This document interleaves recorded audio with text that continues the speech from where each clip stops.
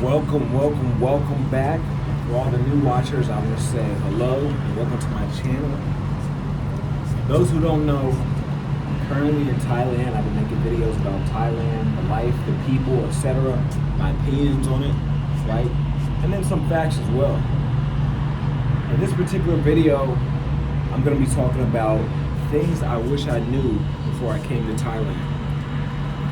The very first thing I wish I knew when I came to Thailand is how other expats are. Like, maybe you live in Australia, maybe you live in Great Britain, maybe you live in the USA, wherever. You're used to interacting with people who behave a certain way, right? So you're going off that assumption. So you know that a lot of foreigners come to Thailand. So when you come to Thailand, you're thinking, oh, okay, it's gonna be all good. They're gonna be the same way, etc. I will tell you right now that the foreigners, the expats, whatever you want to label them, that come to Thailand are going to be different from what you're used to, right? And when I say that, what I mean is, make sure this gets all up the whole frame, you know what I'm saying? Bear with me, I hope the audio is clear. But what I mean by that is, I was just talking to this other American I saw the other day. I was walking down the street. We both knew that we weren't from here. We gave each other the head nod, hey, what's up, blah, blah, blah. And we started chopping it up, right? As we're talking, I've been had this thought in my head, but I never said anything to anyone else. So I thought it was interesting that he mentioned it.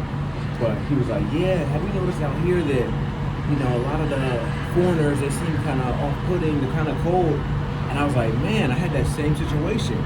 I say out of like all the foreigners I met, it's like 50-50. Like half of them are cool, you know, it's like almost like a college type vibe. You meet them, you know, y'all party or y'all hang out, whatever, they're open. And then the other half are super closed, like there's no in between is what I noticed. So the other half is more like cold, socially awkward, etc. So I'm saying that to say this, that Thailand draws a certain type of person, you know what I'm saying, as far as the foreigners. Maybe back home, they actually got a term for it. Someone told me they got a term for it.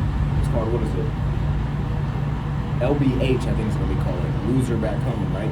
So a lot of people come to Thailand, a lot of foreigners come to Thailand because back home, you know, maybe the money's looking kind of funny, or maybe they don't have that much recognition, maybe they don't get that many women. There's a lot of cases like that.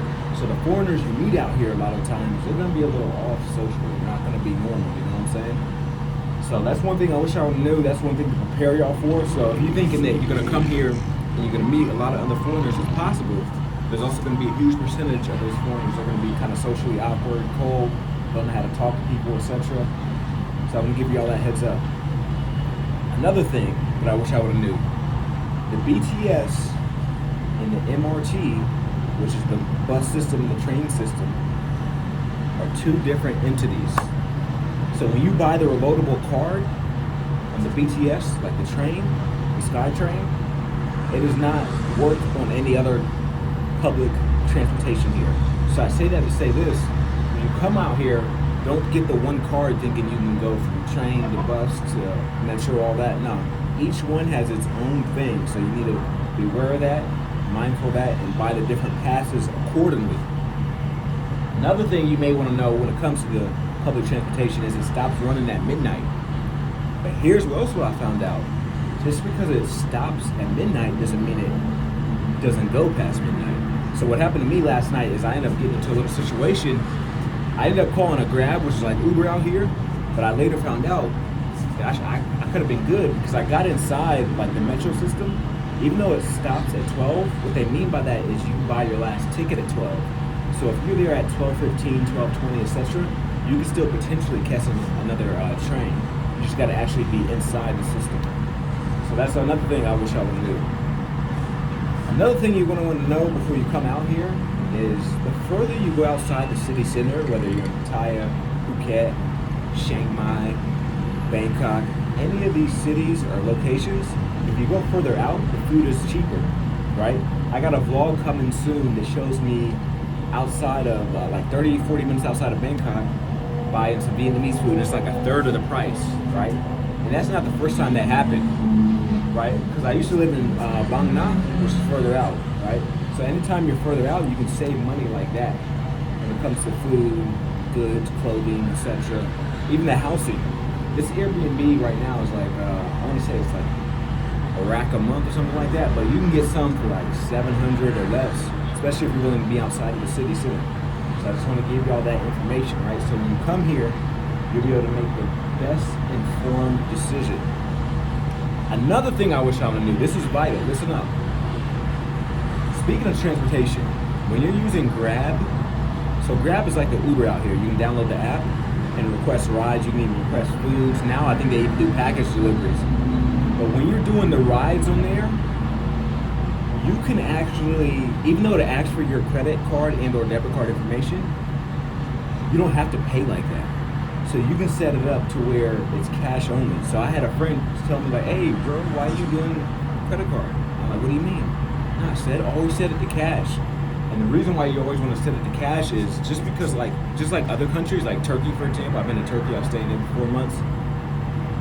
When you request a ride on their apps, it's going to show you one price, but the driver has the option to change the price to a certain degree. So let's say it shows you 300 baht. Your credit card is going to be on hold for 300 baht, and it's going to convert to whatever currency you're in. And then they give you a ride, they drop you off. After they drop you off, they can edit that amount. So let's say you take a highway, it's an extra 50 baht. Or let's say they want a tip, or they did, for whatever reason, maybe they want extra money because they know in your currency you're not going to notice, right? If you're paying the USD, there's not going to be that much difference between $5 and $6, right? So they can easily add an extra 30, 35 baht, and you may not notice it. You know what I'm saying? But these are a few tips that I wish I would have knew before I came. I just wanted to give you all that information. If you got any questions, you can always reach out to me. But yeah, man, I want to keep it quick and simple. Y'all have a nice day.